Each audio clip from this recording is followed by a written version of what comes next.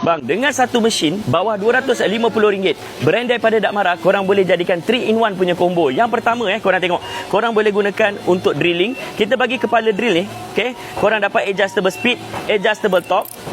Korang dapat adjustable mode. Ada mode screw, ada mode menebuk, ada mode impact. Ada 3 mode kat sini. Jadi kalau korang nak guna untuk tebuk dinding kayu, besi, tembaga, aluminium bang. Ini combo yang pertama. Combo yang kedua bang, kita bagi dekat korang yang ini untuk gunakan kepala grinder.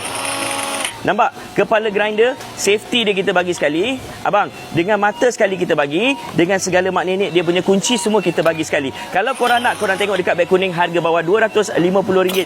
Yang ketiga, kita belanja sekali dengan ni. Combo untuk chainsaw. Tengok. Korang nak guna untuk potong pokok, nak guna untuk potong kayu.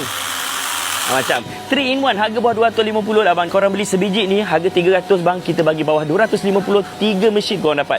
Cepat-cepat tengok beg kuning, kita bagi sekali warranty 12 bulan. Siapa cepat dia dapat, sebab stok kita tak banyak dah. Ciao.